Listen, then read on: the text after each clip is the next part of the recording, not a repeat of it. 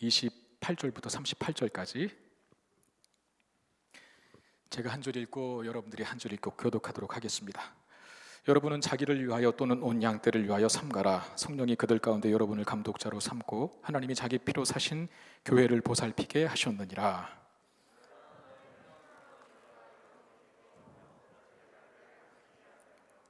또한 여러분 중에서도 제자들을 끌어 자기를 따르게 하려고 어그러진 말을 하는 사람들이 일어날 줄을 내가 아노니,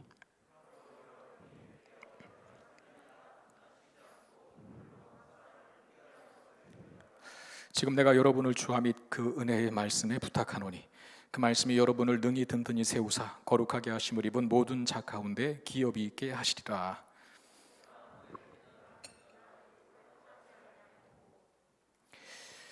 여러분이 아는 바와 같이 이 손으로 나와 내 동행들이 쓰는 것을 충당하여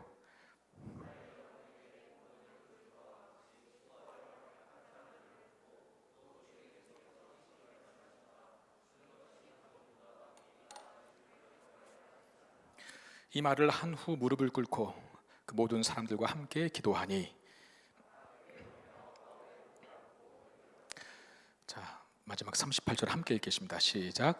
다시 그 얼굴을 보지 못하리라 한 말로 말미암아 더욱 근심하고 배에까지 그를 전송하니라. 아멘. 자, 우리 좌우에 계신 분들과 인사하겠습니다. 주 안에서 사랑하고 축복합니다. 주 안에서 사랑하고 축복합니다. 네. 제가 어제 그 신문을 보니까 그 이재용 삼성전자 회장, 아니 부회장이죠, 부회장. 이재용 삼성전자 부회장이 유럽 출장을 마치고 귀국했다라고 하는 기사가 떴습니다. 그 유럽 출장에 대해서 이제 기자들이 연이어 질문을 하는 거죠. 여러분, 이재용 같은 분은 이제 세계적인 인물이 됐지 않습니까? 그러니까 삼성이라고 하는 그룹이 사실은 이제 한국 사회를 넘어서 대한민국이라고 하는 나라를 넘어서 글로벌한 기업이 되었잖아요. 예, 세계 인류 기업이라고 말을 해도 손색이 없는 그런 큰 기업을 일궜는데, 그러니까 유럽 출장에 대해서 이제 기자들이 관심을 갖고 질문을 하는 겁니다. 어땠는지에 대해서. 그때 이제 그 이재용 부회장이 한 말이 있었대요. 첫째도 뭐, 둘째도 뭐, 셋째도 뭐다. 그 뭐가 뭘까요? 여러분들은 신문이나 전혀 이런 거 안 보시죠? 네. 그 이재용 부회장의 아버지가 누굽니까? 예, 이건희 회장이죠. 그 이건희 회장이 한번 삼성전자의 과도기 때 전체 임직원들 앞에서 했던 말이 있답니다. 그게 뭐냐면 소위 이제 그 바른말 써야 되니까 아내와 아이들 빼고 다 바꿔라. 그래야 산다. 그러니까 변화, 이걸 이제 추구하자라고. 그러니까 소위 이제 여편네와 자식들 빼고 바꿀 수 있는 건 다 바꿔라. 이렇게 이제 강조했다 그래요. 이건희 삼성전자 회장이. 근데 이제 그 아들이죠, 이재용 부회장은 뭐라고 이제 기자들에게 유럽 출장 갔다 온 그 소감을 밝혔냐면, 첫째도 기술, 둘째도 기술, 셋째도 기술, 이렇게 얘기를 했답니다. 그러니까 변화무쌍한 이 세상에서 계속 글로벌 시대의 그 인류 기업으로서의 역할을 하기 위해서는 최고의 기술을 보유하지 않으면 결국은 도태되고 무너진다라고 하는 그 사실에 대해서 이제 깨닫고 그런 말을 한 것이 아닌가 싶어요. 맞는 것 같습니다. 기술이 없으면 기업은 도태되고 무너집니다. 변화무쌍한 세상 속에서 기업이 살 수 있는 유일한 길이 기술을 소유하는 일이라고 한다면, 저는 그러면 교회를 한번 생각해 봤어요. 교회. 삼성전자 부회장인 이재용이라고 하는 사람이 앞으로 살아가기 위해서, 기업이 생존하기 위해서 기술을 그토록 첫째도 둘째도 셋째도 기술이라 얘기했다면, 이 세상에서 교회가, 조금 좁게 이야기합시다. 한국 교회가 더 좁게 얘기할까요? 우리 성문교회가 살 수 있는 유일한 비결은 뭐라고 생각하십니까? 여러분, 제 입술에서 뭐가 나올까요? 뭐가 나올 것 같아요? 첫째도 뭐, 둘째도 뭐, 셋째도 뭐, 뭐가 나올 것 같습니까? 그렇죠. 누구예요? 목사님 기프티콘 하나 보내주세요. 저한테 청구하세요. 예, 맞아요. 저 같으면 막 기자들이 질문을 하는 거예요. 유럽 순방을 갔다 오고 나서 유럽 같은 나라의 교회가 어떻게 되는지 여러분 다 아시죠? 예, 지금 그 교회를 어떻게 처분해야 할지 그 나라가 모른대요 지금. 왜냐하면 굉장히 쓸모없게 지어진 건물들이 교회라고 하거든요. 근데 어마어마하게 의리하고 큰 교회 건물들이 많아요. 그런 큰 교회에 머리가 백발인 노인들만, 노인들이 잘못했다는 말이 아니라 머리가 하얀 노인들만 30-40명 앉아서 예배 드린답니다. 여러분, 이 자리에 주일날 정말 머리가 하얗신 할머니, 할아버지, 노인 성도들만 한 20-30명 모여서 주일 예배를 드린다라고 했을 때 생각하기도 싫지 않습니까? 유럽의 교회가 지금 그렇게 돼 있어요. 보통은 나이트클럽이나 아니면 이슬람 사원으로 넘어간다고 하거든요. 그럼 어디다 쓸 데도 없고 그 건물 자체가 구조가 그래서.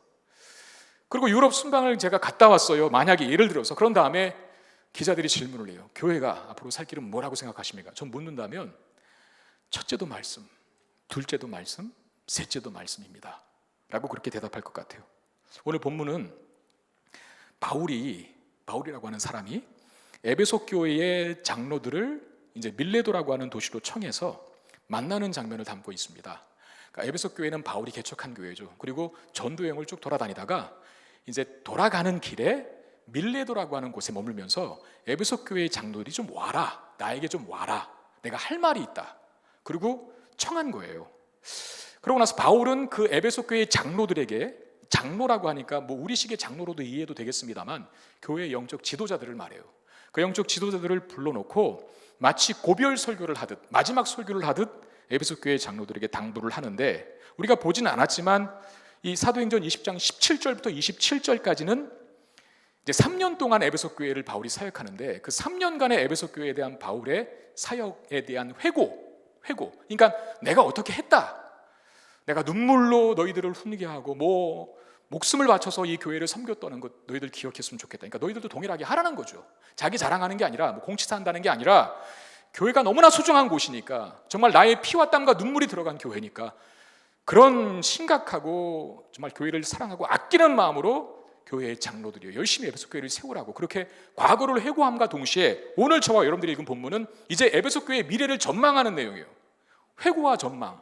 회고는 보지 않았습니다. 근데 이제 전망을 저와 여러분들이 지금 본문으로 삼은 건데, 어떤 전망을 하냐면 먼저 바울이 주의해야 될 것에 대해서 말씀을 하는데, 28절 보면 여러분은 자기를 위하여 또 온 양떼를 위하여 삼가라. 성령이 그들 가운데 여러분을 감독자로 삼고 하나님이 자기 피로 사신 교회를 보살피게 하셨느니라 그랬어요. 여러분은 자기를 위하여 또는 온 양떼를 위하여 삼가라 그랬는데, 그 삼가라라고 하는 단어가 신중해라 그 말입니다. 신중해라. 여러분, 우리가 어떨 때 신중해야 합니까? 가만히 생각해 보니까 두 가지 이유에서 신중해야 될 것 같아요. 하나는 뭔가 굉장히 위험한 물건을 다룰 때 신중해야 되죠. 그래서 위험한 물건에는 항상 뭐가 쓰여 있어요?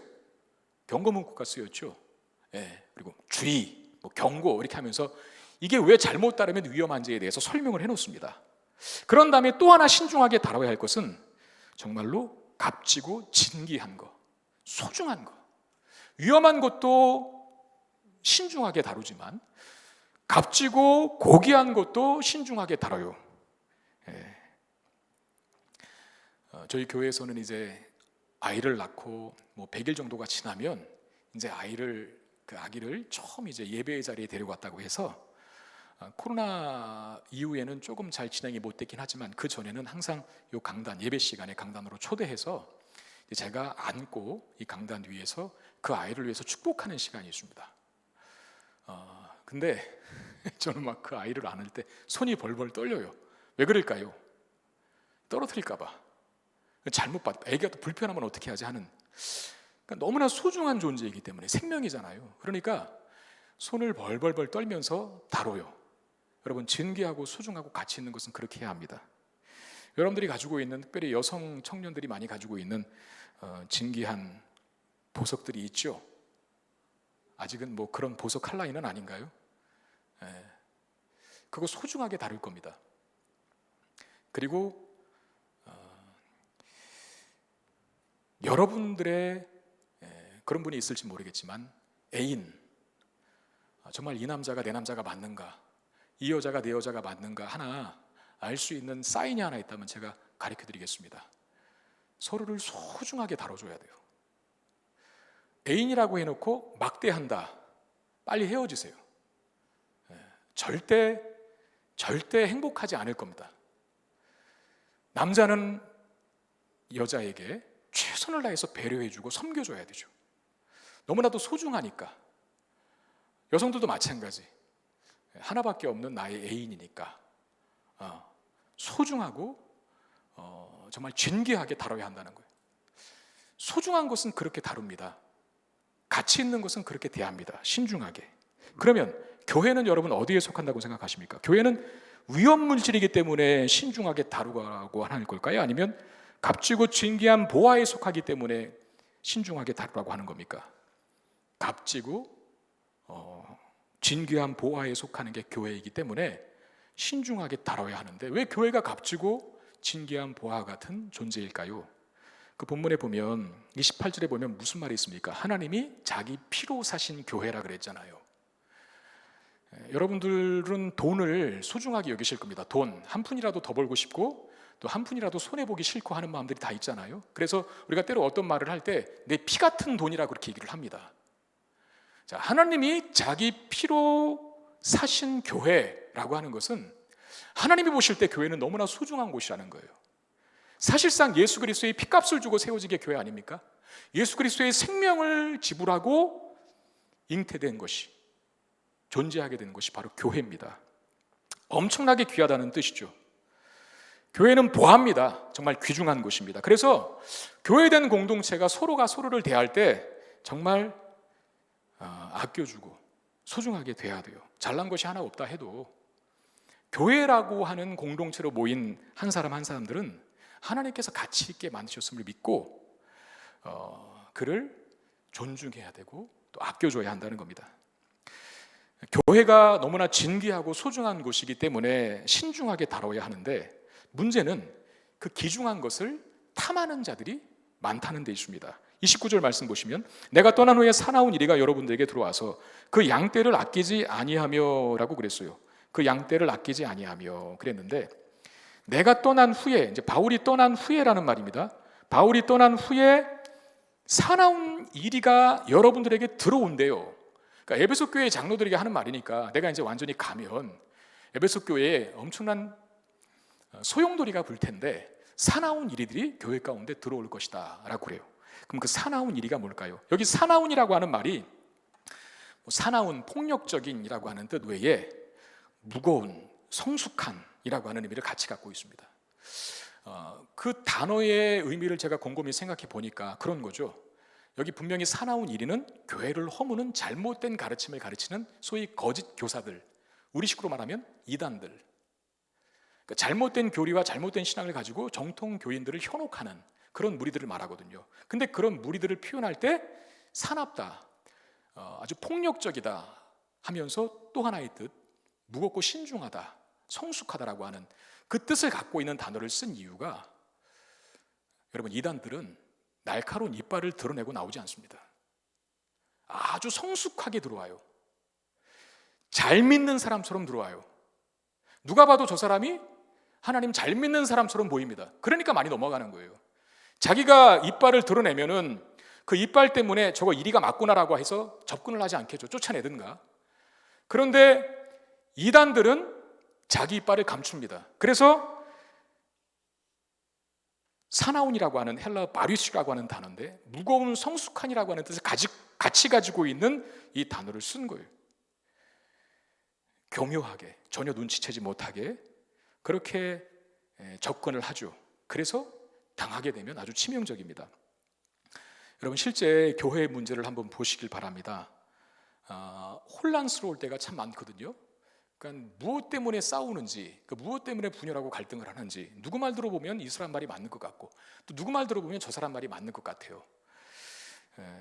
분란이 일어난 교회는 뭐 2패, 3패, 4패 이렇게 갈라지게 돼 있는데, 그들의 호소 속에서 공통점을 찾을 수 있는 게 뭐냐면 하나님이 다 자기 편이라고 말하는 거예요. 둘이 지금 싸우고 있는데 그분들이 하는 공통적인 말은 하나님이 내 편이시다 라고 하는 말이에요. 그래서 헷갈려요. 정말 누가 하나님의 편일까? 하나님은 누구 편에 서실까? 그래서 교회 안에서 일어나는 어떤 갈등들, 싸움들, 이런 것들이 딱 잘라서 뭐가 틀리다 옳다라고 말하기가 참 어렵습니다.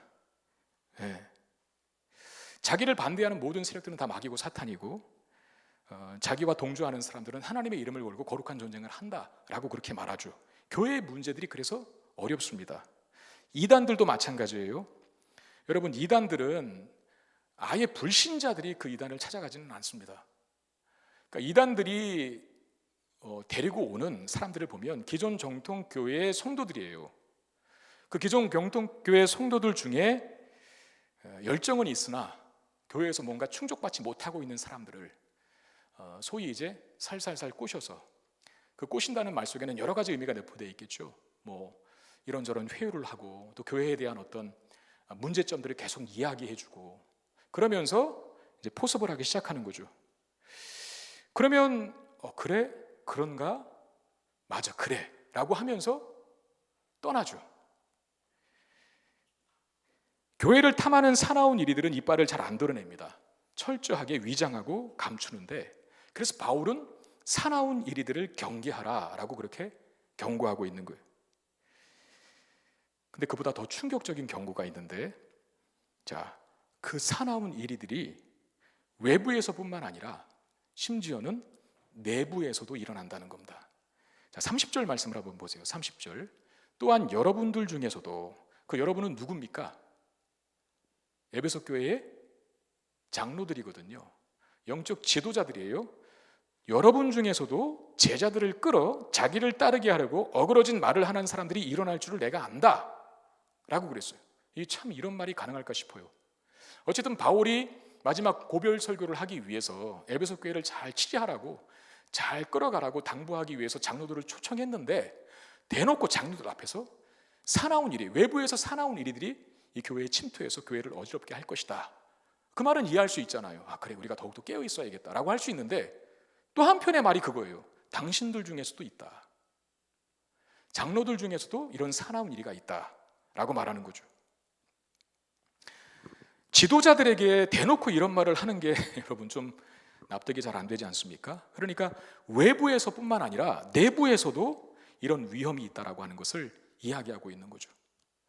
지금은 그 바람이 많이 잦아들기는 했는데, 여러분 경기도 포천에 가면 큰 기도원 하나가 있습니다. 할렐루야 기도원이라고.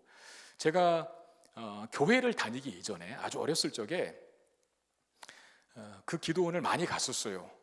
그 기도원을 왜 갔냐면, 믿음도 없는데 왜 갔냐면 그 기도원에서 여러 가지 편의시설을 제공받을 수 있었기 때문입니다. 밥도 공짜고, 거기 큰 수영장이 하나 있었거든요.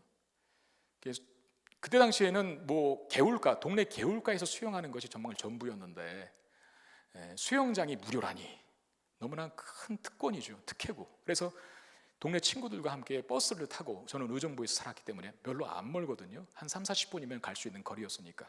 그래서 갔는데 막 보면은 진짜 막 희한한 일들이, 그 어렸을 적에 기억에 따르면 희한한 일들이 그 강당 안에서 많이 일어났었어요. 뭐 이 사람이 암이 걸렸었는데 막 암덩어리를 빼낸 거예요. 그리고 암덩어리가 빠진 걸 막 보여줘요. 막 사람들이 막 난리를 치죠. 하나님이 치료하셨다고 막 다 박수치고 그냥 막 사진 이 세례를 퍼부어대고, 그런 놀라운 일들이 일어났었는데, 근데 결국은 그 기도원이 사실 다 쇼한 거죠. 쇼한 것이라고 밝혀졌고, 이단으로 아주 오래전에 정죄가 되었었습니다. 그리고 그 기도원에서 하나 장사를 한 게 뭐냐면 능력의 생수라 그래갖고 그 기도원에서 나오는 물을 팔았어요. 기도원에 오는 사람들에게. 그래서 이 능력의 생수만 마시면 모든 질병으로부터 치유받고, 뭐 우리가 소위 이야기하는 뭐 두드러기, 그 다음에 요새 그거 뭡니까? 아토피, 뭐 이런 거 다 치유돼. 그리고 모기 물리는데도 바르면 직방이다 라고 그렇게 선전까지 했었어요. 많은 사람들이 물통을 돈 주고 사서 그 기도원에서 나오는 물을 떠먹었는데, 나중에 거기 수질 검사를 하니까 이게 뭐 먹을 수가 없는 물이었던 거예요. 그러니까 이단인 중에도 아주 상이단이죠. 근데 제가 좀 충격적인 건, 제가 왜 이 이야기를 하냐면, 제가 학부 3학년 때부터 교육자 생활을 처음 시작했거든요.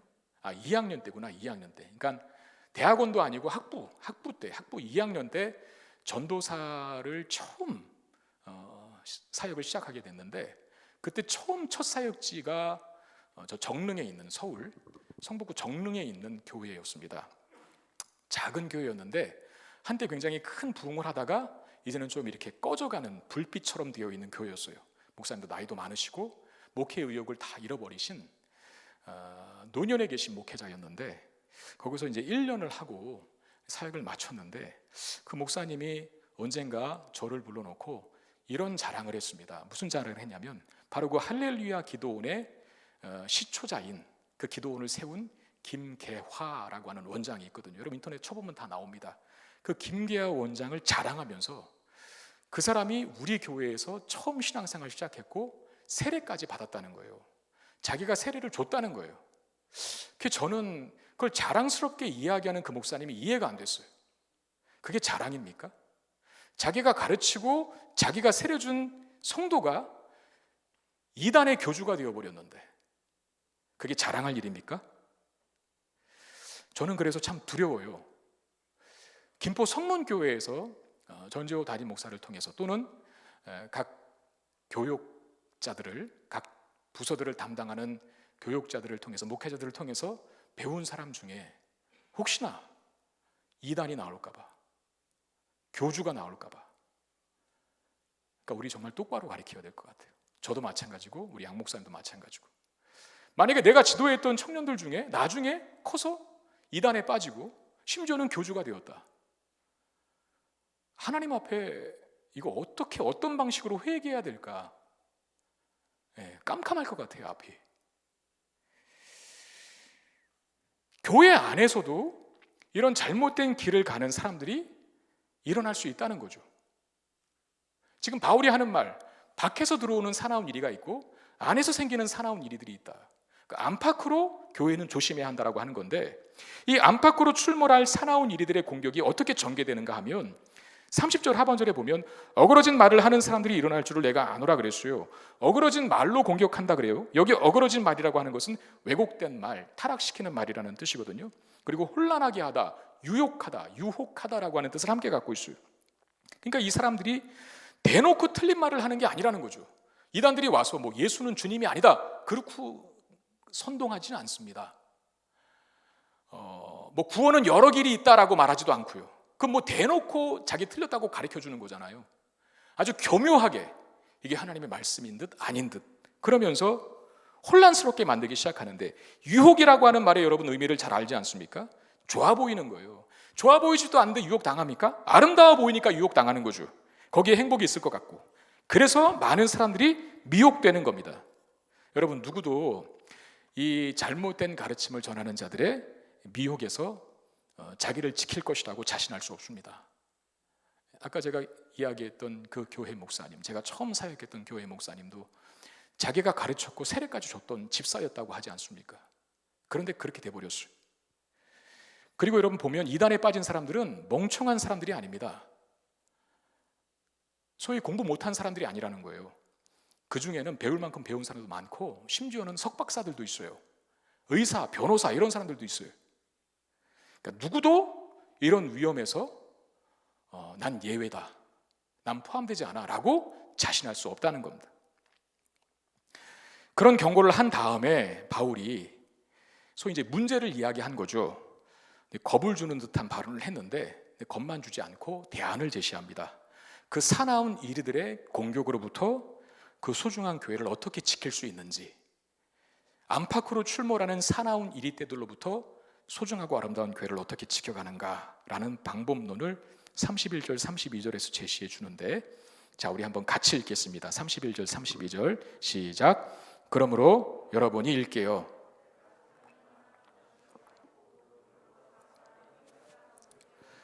지금 내가 여러분을 주와 및 그 은혜의 말씀에 부탁하노니 그 말씀이 여러분을 능히 든든히 세우사 거룩하게 하심을 입은 모든 자 가운데 기업이 있게 하시리라.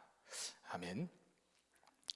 여러분 사나운 이리들로부터 교회를 지키는 방법 뭐라고 얘기하는 겁니까? 지금 바울이 3년 동안 밤낮 수고하여 가르친 훈계의 말씀, 하나님의 말씀을 기억하는 겁니다. 이거밖에는 답이 없어요. 여러분 그 말씀이 있는 거 알죠? 사람이 떡으로만 살 것이 아니요 하나님의 말씀으로 산다. 신명기 8장 3절에 있는데 광야에서 떨어지는 만나, 하늘로부터 떨어지는 만나를 두고 하신 말씀이에요. 그러니까 만나는 광야에 있는 이스라엘 백성들의 일용할 양식이었죠. 일용할 양식이라고 하는 것은 생명과도 같은 겁니다. 그 일용할 양식을 먹지 않으면 죽죠. 근데 그 하늘에서 내리는 양식인 만나가 결국은 뭘 의미하냐면 말씀을 의미합니다. 하나님 말씀. 그러니까 하나님 말씀을 여러분들이 먹지 않으면 죽어요. 아무리 영적으로 다른 것으로 보양식을 먹어도 말씀을 먹지 않으면 약해지고, 약해진 성도는 항상 사나운 이리 때에 타겟이 됩니다.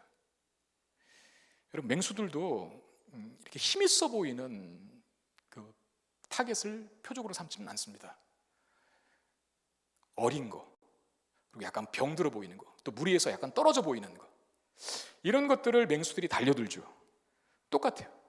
일용할 양식인 하나님의 말씀으로 우리를 건강하게, 우리의 영혼과 내면을 강하게 세우지 않으면 제일 타겟이 된다는 겁니다. 여러분 어린아이들은 분별력이 없어요. 쉽게 미혹이 되는데, 근데 어른들은 잘 미혹되지를 않습니다. 그에게 분별력이 생겼기 때문이에요. 아시는 대로 여러분들이 그런 경험을 했는지 모르겠지만, 제가 초등학교 때에는 소풍이 굉장히 학교의 큰 행사였거든요. 소풍 가는 게. 운동회도 마찬가지고, 운동회 같은 경우에는 동네 잔치였어요. 소풍을 가게 되면 그 전날을 하루 종일 잠을 못 자는 거죠. 너무나 맛있는 음식도 먹고, 그리고 특별한 날이니까 용돈도 두둑히 받는 날이었어요. 근데 꼭 소풍 가는 날 학교를 가면 그 아침부터 어떤 장사진이 펼쳐져 있냐면, 그야말로 장사하는 사람들이 아이들 코 묻은 돈을 탐하여 장사하러 오는 사람들이 많아요. 정상적인 장사라면 상관이 없겠는데 아이들을 속여서 돈벌이 하려고 오는 사람들이 많아요. 그래서 선생님들이 그분들 늘 쫓아내려고 아주 애를 먹었던 기억이 있어요. 늘 싸우니까. 그 중에 하나가 뭐였냐면 007 같은 가방이 있잖아요. 지금 007 가방 잘 안 쓰는데 그 큰 검은 백을 딱 펼쳐놓고 좌판을 걸치는 거죠. 그러면 거기에 진귀한 물건들이 다 있어요. 아이들이 좋아할 만한, 아이들이 호기심을 딱 갖고 볼 만한 진귀한 상품들이 다 있는데 처음에는 막 그냥 준대요. 그러더니 나중에는 돈 내고 한번 뽑아보래요. 그리고 긴 고무줄, 작은 고무줄, 긴 고무줄, 짧은 고무줄을 딱 손가락에 꽂아놓고 긴 쪽 고무줄을 뽑으면 네가 원하는 상품을 준다라고 속여요. 그리고 아이가 이제 돈 내고 딱 했을 때는 긴 고무줄이 꼽히겠습니까? 뽑히겠습니까? 안 뽑히죠. 속이는 거니까, 손가락으로. 결국은 그날 엄마 아빠가 준 용돈을 거기에 그냥 몰빵해서 탈탈 털려서 하루 종일 소풍 가는 기분을 잡치는 아이들이 있었어요. 소풍 가기도 전에 돈을 다 털려버린 거예요. 그 어른들이 아이들을 상대해서 그렇게 사기를 쳐먹는 일을 할 수 있었던 이유가 뭘까요? 아이들이기 때문에 가능했다는 겁니다. 아이들. 어른들에게 그런 장사 안 합니다. 왜? 아이들은 미숙하기 때문에 그래요. 근데 어른들은 성숙하기 때문에 웬만해서는 잘 안 속습니다. 물론 어른들 중에도 속는 사람이 있겠죠. 근데 그런 방법으로는 속지는 않습니다. 신앙도 마찬가지예요. 하나님의 말씀을 잘 먹어서 여러분들의 영혼이 성장하지 않으면 이상한 가르침들과 이상한 미혹에 쉽게 넘어가는 자가 된다는 거예요. 누구도 자신하지 말라 그랬잖아요. 가방끈 길다고 해서 속지 않는 게 아닙니다. 우리가 영적인 양식인 하나님의 말씀으로 우리의 내면과 영혼을 강하게 바꾸지 않으면 누구도 자신할 수 없다는 거예요. 왜냐하면 사나운 이리들의 공격이 헷갈리게 다가오고 정체를 숨기고 교묘히 찾아옵니다. 뭐가 맞는지 틀렸는지를 모르게 합니다. 근데 그걸 말씀이 분별할 수 있게 해주거든요. 말씀이. 여러분 신앙이 좋은 사람 치고 말씀으로 다져지지 않는 사람이 없습니다. 저도 참 제가 많이 달라지고 또 강해졌다라고 하는 것을 제 스스로도 느끼고 주변의 분들이 많이 그런 말들을 하세요. 그 중에 이제 가장 정말 내가 달라졌구나라고 하는 것을 사실적으로 진심 어리게 표현해 주는 사람이 있다면 누구겠습니까? 바로 제 옆에 있는 아내일 거거든요. 아내. 왜냐하면 모든 실체를 다 보잖아요. 그 진짜의 모습을. 근데 아내가 저를 볼 때마다 하는 말이 그거예요. 당신은 참 많이 바뀌었다고, 변화됐다고, 참 강해지고 성숙해졌다고. 그런 말을 저에게 가끔씩 할 때가 있는데, 저도 제 생각을 해보면 그런 부분이 있게 된 것 같아요. 좀 참을 줄 알게 됐고, 옛날에는 잘 못 참았거든요. 그리고 뭔가를 기다릴 줄도 알게 됐고, 또 뭐가 옳고 그른지 이제는 제법 알아요. 정말 사람 좋아졌습니다. 옛날에는 안 그랬는데. 여러분, 지금 저를 좋아하는 사람이 얼마나 많은지 모릅니다. 근데 여기는 이렇게 반응이 없죠. 참 저를 좋아하는 사람이 많아요. 제가 이전에 섬겼던 청년들 중에 그 한 청년은 이미 지금 결혼해서 가정을 이루고 있는데, 그 청년에게 제가 그런 말까지 들었습니다. 목사님, 저는 예수님 다음으로 목사님을 존경합니다. 그랬거든. 우리 양 목사님 그런 말 들어봤어요? 들어봤대요. 예. 많이 해주시기를 바랍니다. 예. 예수님 다음으로 존경한대. 야, 나 같은 게 뭔데 그렇게 말할 수 있을까? 근데 여러분, 그런 변화가, 그런 성숙이 그냥 됐겠습니까? 일단은 제가 목회자다 보니까 어쩔 수 없이 말씀을 늘 달고 살아야 돼요. 그리고 목회자다 보니까 설교를 해야 되는데, 목회자의 역할과 업무가 있다면 가장 비중을 많이 차지하는 것이 말씀을 전하는 일일 겁니다. 그 말씀을 전하는 일이 목회자의 사역 중에 굉장히 비중이 큰 사역인데, 제일 힘든 경우가 언제인 줄 아세요? 목회자가 말씀 사역을 감당할 때 제일 힘든 경우가 자기 마음에도 없는 말을 해야 될 때, 이때가 제일 힘듭니다. 그게 무슨 말이냐 하면, 설교를 하는데, 목회자가 말씀을 전하는데 자기도 믿지 않는 말씀을 전한다고 한번 생각해 보세요. 여러분들의 어떤 반응과 태도는 둘째치고 본인이 얼마나 힘들까? 하나님 앞에서, 그리고 말씀을 전하는 자리에서 본인도 잘 믿어지지 않는 말씀을 믿으라고 얘기를 하니 얼마나 힘들까? 그런 생각 들지 않으세요? 그러니까 목회자들이 말씀을 가까이 하고 말씀을 연구하고 말씀을 묵상하여 말씀을 전할 때에는 그 말씀이 이미 자기 말씀으로 삼아진 거예요. 그러니까 그런 일들이 매주 최소한 한 번 이상씩은 있지 않습니까? 매주 설교를 해야 되니까. 저 같은 경우도 한번 세워봤어요. 새벽기도 2번, 수요 구역장 설교 1번, 성경 공부이긴 하지만, 그리고 금요기도에 주일 설교 끝인가? 그리고 제자훈련까지 포함하면 3회가 들어가고, 그리고 청년부 셋째 주에는 이거 포함하면 9번 말씀을 준비를 해야 돼, 일주일에.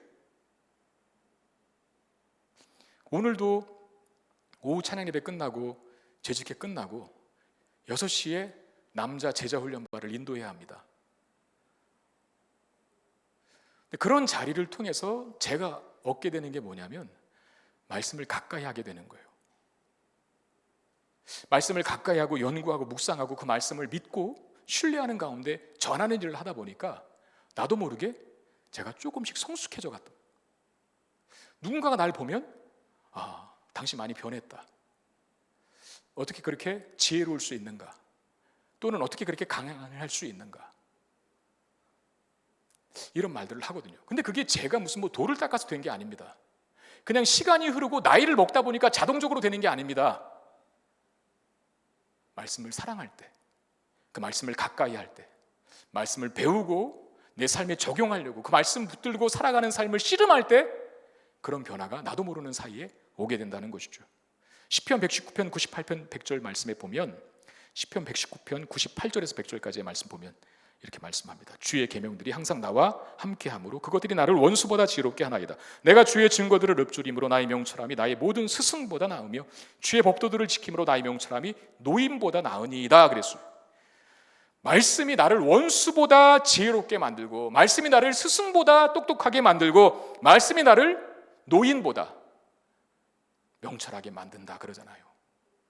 여러분, 그래서 교회 안에서는 무조건 나이 많이 먹는다고 해서 명철한 것도 아니고, 경험과 연륜이 풍부하여서 인생을 잘 사는 게 아닙니다. 나이가 어려도, 나이가 적어도, 인생의 경험과 연륜이 많지 않아도 하나님 말씀을 가까이 하면 괄목할 만한 상대인 원수도 이길 수 있고요. 누가 스승보다 뛰어날 수 있을까요? 그러나 말씀을 가까이 하면 스승보다 뛰어나게 된답니다. 그리고 노인, 그 삶의 경험의 연륜이 풍성한 그분을 누가 따라잡을 수 있을까요? 그런데 말씀을 가까이 하면 노인보다도 더 탁월한 명철함이 있게 된대요. 여러분, 사탄이 아담이 아닌 하와를 먼저 유혹한 이유를 아세요? 창세기 3장에 타락 기사가 있지 않습니까? 뱀이, 그러니까 사단이 뱀을 이용한 거죠. 그 뱀이 와서 먼저 아담을 꼬시지 않고 하와를 유혹했다는 거예요. 왜 그럴까요? 왜 그렇다고 생각하세요? 결국은 하와가 더 자기의 꾀임에 쉽게 빠질 것 같은 그런 계산을 하고 덤빈 겁니다. 왜냐하면 하나님께서 그 최초의 명령인, 계명인, 말씀인 동산 중앙에 있는 나무의 선악과는, 과일은 동산 중앙에 있는 실과의 열매는 먹지 말라라고 하는 그 명령을 누구에게 직접 줬냐면 아담이었어요. 하와는 그 언약의 말씀을 아담을 통해서 전해드린 거예요.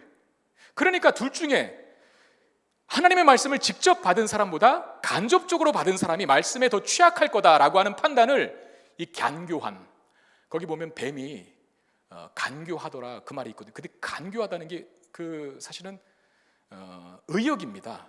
원래 원문은 슬기롭다는 뜻이에요. 그러니까 사탄이 왜 뱀을 이용했을까? 뱀이 똑똑하기 때문에 이용한 거예요.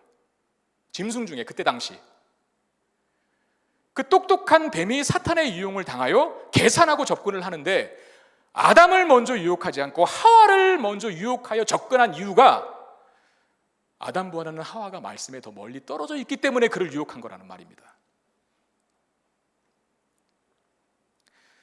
그러면 우리 교회가, 이 땅의 교회가 앞으로 교회로서 주님 다시 오시는 그날까지 건강하게 또 아름답고 존귀하게 세워져 가야 하는 비결, 그렇게 될 수 있는 비결, 우리는 분명하게 발견했습니다.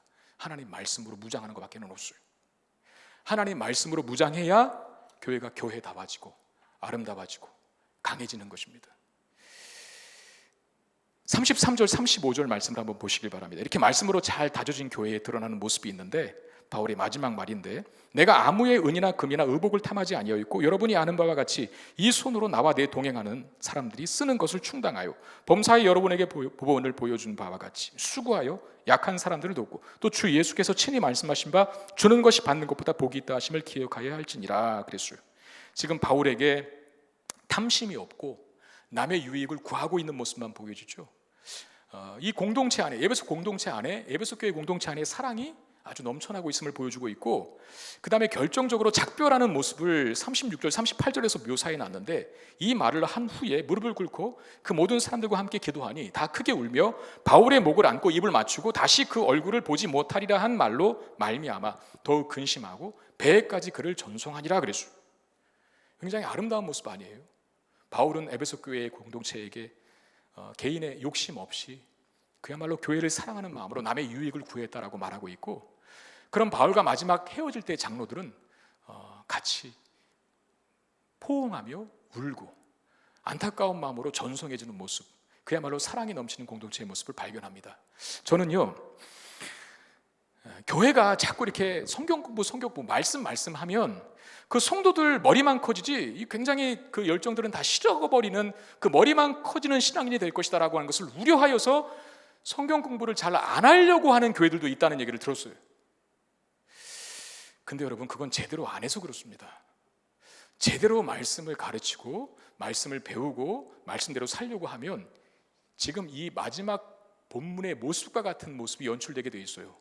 사랑하는 모습, 아껴주는 모습, 서로가 서로를 그야말로 배려하고 품어주는 모습이 나타날 수 있다는 거죠. 우리 사랑하는 김포 성문교회의 엘로힘 청년 공동체가 이 젊은이 예배에 온 모든 주의 백성들이 하나님 말씀으로 잘 무장됨으로 말미암아 진귀하고 아름다운 교회 공동체를 더욱더 아름답고 진귀하게 만들어 갈 수 있게 되기를 바랍니다. 오늘 특별히 양육반, 성장반 수료하는 수료식이 있다고 들었어요. 좋은 일입니다. 그런데 좀 안타까운 건 수료하는 수료생들이 많지를 않네요. 더 많았으면 좋겠어요. 하나님 말씀으로 우리 자신을 무장시키고 채우지 않으면 결국은 사나운 일이 때에 먹이가 되거나 아니면 늘 겉도는 것밖에는 한 일이 없습니다. 세상에 한 발, 교회에 한 발. 하나님의 은혜 안에 거하는 것이 뭔지, 교회로 살아가는 사람의 그 영광과 자부심, 그 자랑이 뭔지를 모르고 신앙생활 하다 끝나요. 우리 성령 공동체가 그렇게 되지 않기를 바랍니다.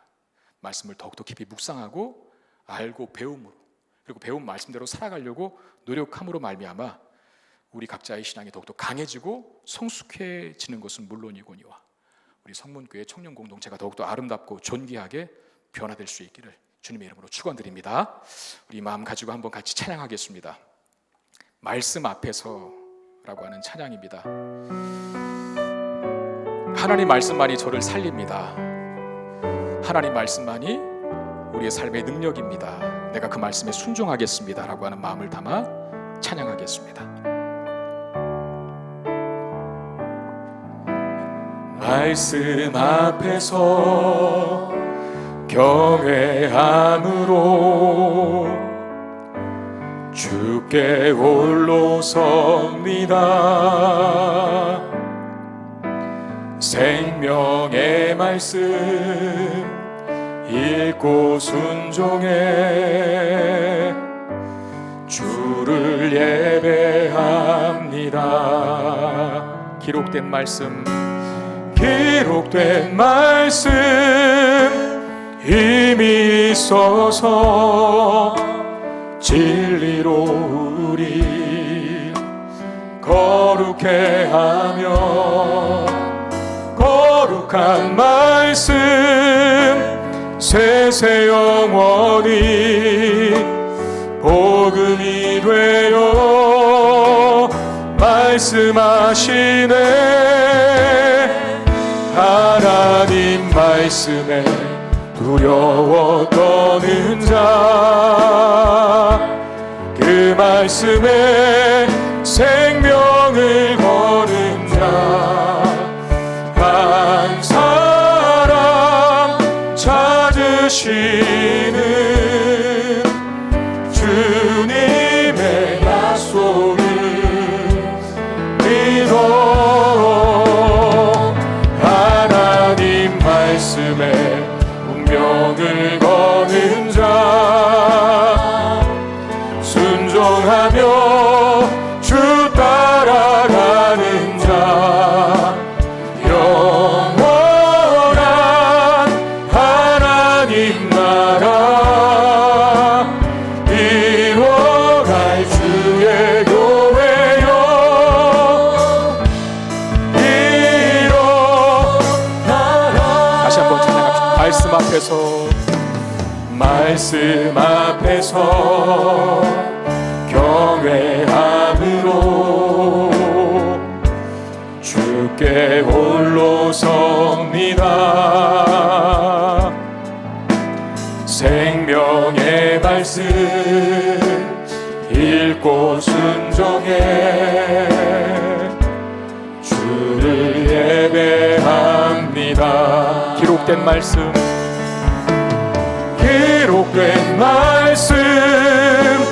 힘이 있어서 진리로 우리 거룩해 하며 거룩한 말씀 세세 영원히 복음이 되어 말씀하시네. 하나님 말씀에 두려워 떠는 자, 그 말씀에 생명을 거는 자, 한 사람 찾으시는 주님의 약속을 믿어. 하나님 말씀에 운명을 거는 자, 순종하며 주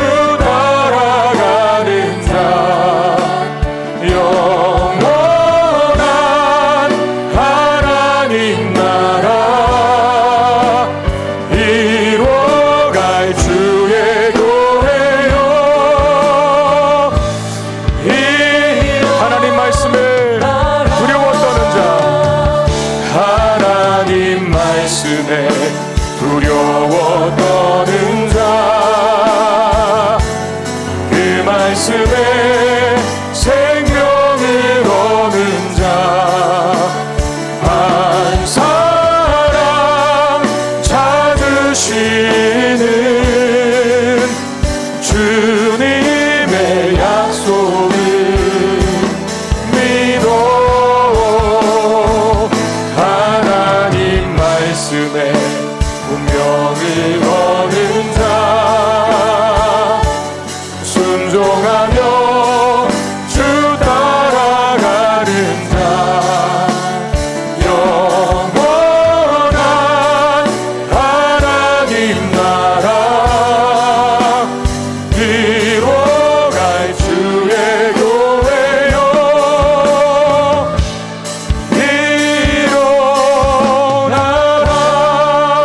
일어나라. 기도할 때 하나님 우리 공동체가 말씀으로 굳건하게 세워지는 공동체 되기를 원합니다. 다른 그 무엇이 아니라 하나님 말씀으로만 이 땅의 교회가 영원할 수 있음을 믿습니다. 수많은 안팎으로 일어나는 공격과 방해와 장애와 어려움들 속에서 우리를 버텨내게 하는 것 하나님 말씀의 능력밖에 없음을 믿습니다. 그 말씀을 사랑하고 그 말씀을 힘써 배우고 그 말씀대로 살아낼 수 있는 용기와 능력이 우리 공동체 가운데 나에게 있게 하여 주옵소서. 우리 마음으로 같이 기도하며 나아가겠습니다. 기도하겠습니다. 주님 은혜와 사랑을 감사합니다. 귀한 젊은 예배 때에 우리에게 말씀을 주시고 그 말씀 붙들고 찬양하며 기도할 수 있는 시간을 갖게 하신 주님 감사드립니다. 이 땅의 교회를 허무려고 하는 하나님 존귀하고 아름다운 교회를 공격하는 사방팔방의 적들이 있음을 고백합니다. 우리가 무엇으로 하나님의 공격들을 하나님 이겨내고 막아낼 수 있을까요? 오늘 말씀이 비결임을 고백합니다. 하나님 말씀으로 자연무장되는 공동체 되게 하여 주셔서 유혹이 많고 시련이 많고 고난이 많은 이 세상 속에서도 존귀하고 영광스러운 교회로서 살아갈 수 있는 그 사랑하는 청년 공동체가 되게 하여 주시옵소서. 젊었을 적부터 하나님 말씀을 사랑하는 마음 주셔서 그 말씀이 우리를 얼마나 존귀하고 아름답게 만드는가 하나님 경험할 수 있게 하여 주시고 신앙생활을 하나님 겉모양으로만 하지 않도록 인도하여 주시고 마음과 정신과 진심을 다하여서 하나님 말씀이 나를 새롭게 만드는 것을 경험하며 복되고 아름답게 신앙생활에 나갈 수 있는 우리 엘로힘 청년 공동체가 되게 하여 주옵소서. 목사님을 통해서 선포되는 말씀이 영혼의 신비에 새겨질 수 있도록 인도하여 주시고 성경과 말씀의 나눔을 통해서 가르치고 증거되는 말씀으로 인하여 저들의 영과 육이 강하여지고 튼튼해지며 든든히 세워져가는 곳 가운데를 누릴 수 있게 해 주시옵소서. 주여 역사하여 주옵소서. 오 하나님 채워 주시옵소서. 하나님 은혜와 사랑을 감사합니다. 존귀한 교회이기 때문에 우리가 소중히 여겨야 하는데 소중한 교회이기 때문에 또한 공격도 방해도 회방도 많음을 고백합니다. 우리가 그 모든 사방팔방의 공격으로부터 우리를 지켜내고 막아내고 이길 수 있는 비결을 오늘 이 예배의 시간을 통해서 우리에게 말씀하여 주시는 것을 통해서 알게 하셨사오니 주여 하나님 말씀으로 무장하는 우리 엘로힘 청년 공동체가 다 되게 해 주시옵소서. 하나님 말씀 사랑하고 배우기를 기뻐하고 그 말씀대로 살아내려고 하는 분투와 노력이 있게 하셔서 하나님 말씀으로 무장된 하나님의 사람들이 얼마나 강력해질 수 있는가 하는 것들을 경험하며 누리며 신앙생활 할 수 있는 우리 모든 청년들 되게 해 주시옵소서. 귀한 예물을 하나님 앞에 드립니다. 주님 받으시고 하나님 나라와 영광을 위해서 아름답고 존귀하게 쓰여지게 해 주시옵소서. 우리 주 예수 그리스도의 이름으로 간절히 축복하며 기도드리옵나이다. 아멘.